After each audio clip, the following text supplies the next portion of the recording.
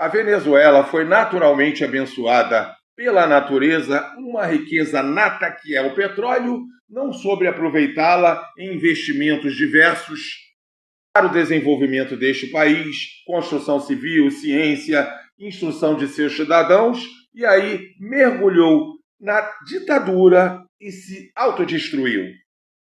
Vamos assistir como está hoje a penúria desse país. É um recurso que marcou a história da Venezuela.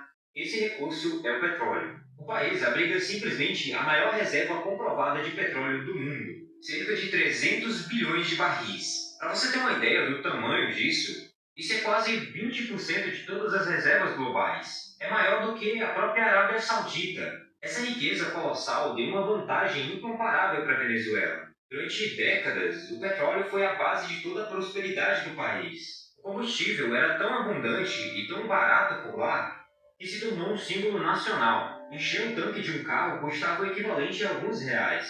Em certos momentos, abastecer um veículo inteiro saía mais barato do que comprar uma garrafa de água mineral, ou até mesmo uma coxinha. Mas esse presente da riqueza natural também trouxe consigo um problema muito grande: a dependência quase total dessa única commodity. Eu vou explicar. Em resumo, ao invés de usar o dinheiro do petróleo para diversificar a economia e investir em outras coisas, como tecnologia, educação, agricultura, a Venezuela concentrou praticamente todas as suas forças somente no petróleo. O resultado disso foi uma economia frágil que respirava ao ritmo do preço do barril no mercado internacional. Esse fenômeno é conhecido pelos economistas como doença holandesa. Em resumo, quando um país descobre e explora intensamente um recurso muito valioso, como o petróleo, ele pode acabar negligenciando outros setores da economia. Isso gera um crescimento muito rápido, mas que é pouco sustentável. Quando os preços internacionais estão em alta, a entrada de dinheiro parece infinita, mas quando esses preços caem, todo o sistema entra em colapso. Isso mostra o quão frágil e sem equilíbrio é esse sistema. E foi exatamente isso que aconteceu na Venezuela. Quando o petróleo rendia bilhões, o governo venezuelano usava essa fortuna para financiar programas sociais, distribuir benefícios, subsidiar produtos e manter uma vida aparentemente confortável para a população. Muitos venezuelanos recebiam casas, comida barata e até acesso facilitado a serviços básicos. Mas isso daqui é muito frágil. O sistema só funcionava quando o petróleo estava muito caro. Com a queda do preço do barril, a fonte principal da receita secou, e em vez de ajustar os gastos e cortar alguns excessos, o governo manteve o mesmo padrão de despesas. A solução encontrada por eles para sustentar tudo isso foi começar a imprimir mais dinheiro. E essa prática, conhecida como emissão descontrolada da moeda, pode até parecer uma saída no curto prazo, mas as consequências no futuro vão ser devastadoras. O resultado foi o que a gente chama de hiperinflação, que é quando os preços sobem de uma forma tão rápida que a moeda perde completamente o seu valor. Para você ter uma ideia, enquanto alguns países enfrentaram em 2021 uma inflação de cerca de 5 a 10%, que já é um cenário ruim, a Venezuela registrou em 2019 algo em torno de 1 milhão%. Isso significa que um produto que custava R$ 15 no início do ano poderia custar R$ 150 mil ou até muito mais em apenas 12 meses depois. Na prática, o dinheiro deixou de ter utilidade. As notas, que em teoria representavam valor, passaram a valer menos do que o papel em que elas eram impressas. Famílias inteiras precisavam carregar mochilas de dinheiro só para comprar um pão, um arroz ou algo bem mais básico.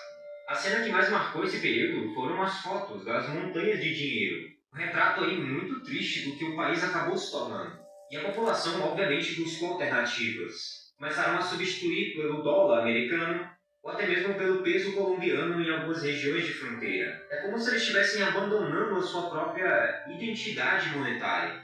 E essa hiperinflação não afetou apenas os preços, mas todo o funcionamento da sociedade. O salário mínimo passou a valer tão pouco que não cobria nem o custo de uma refeição.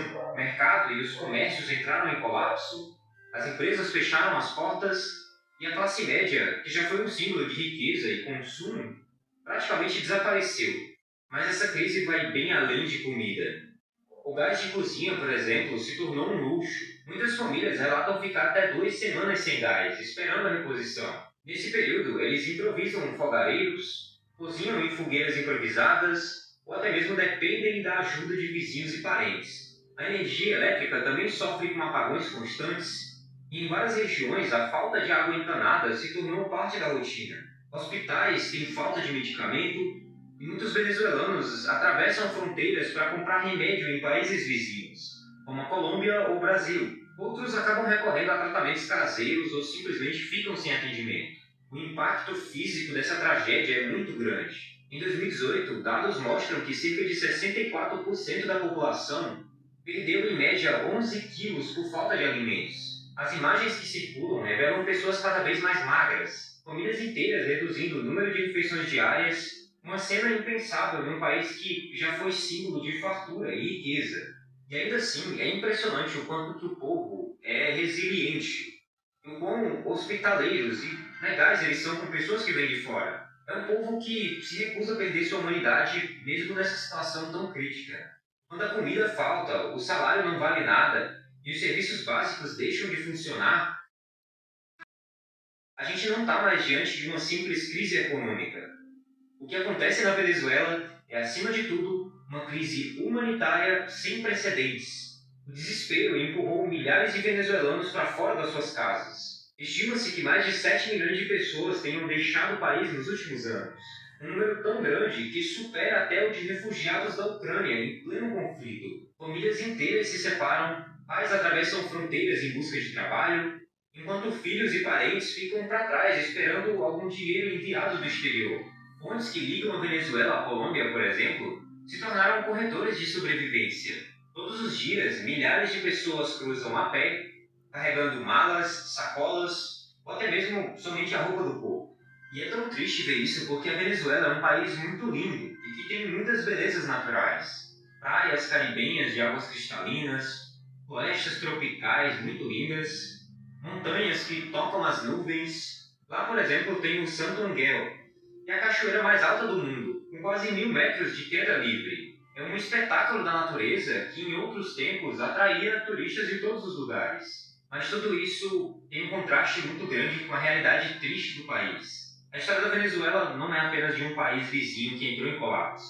É também um alerta para o mundo inteiro. O primeiro ensinamento é sobre a dependência econômica. Confiar quase totalmente em um único recurso, como o petróleo, pode parecer vantajoso quando os preços estão altos, mas a realidade mostra que essa aposta é extremamente arriscada. Uma economia precisa ser diversificada, capaz de se sustentar, até mesmo quando um setor entra em crise. Caso contrário, o que deveria ser uma bênção se torna uma armadilha. Outro ponto muito importante é a importância de uma boa gestão pública. Riquezas naturais por si só não garantem prosperidade. O que realmente faz diferença é como o governo administra esses recursos. E na Venezuela, eles sempre fizeram isso muito mal, e isso continua sendo feito até hoje da mesma forma. São sequenciais governos cheios de corrupção, não atendem a população, não representam o povo e continuam cometendo os mesmos erros ano após ano.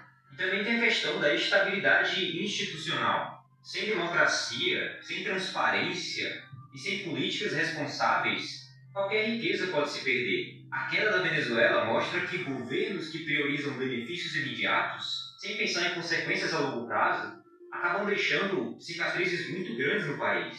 E a última coisa que a gente pode aprender com a Venezuela é sobre a resiliência do povo. Mesmo diante da fome, da falta de serviços básicos, do êxodo em massa, os venezuelanos demonstram muita hospitalidade e muita solidariedade também com várias pessoas. Isso mostra que mesmo dentro de um caos político e econômico, ainda existe esperança e existe força humana. Bom, a Venezuela me lembra que a riqueza de hoje não garante o bem-estar de amanhã. E que o futuro de um país depende, acima de tudo, das escolhas que ele faz no presente. Você chegou aqui ao final do vídeo e eu sou Vinícius e agradeço a você por isso. Portanto, se está gostando do conteúdo, se inscreva, deixe seu comentário gentil, por favor. Até breve!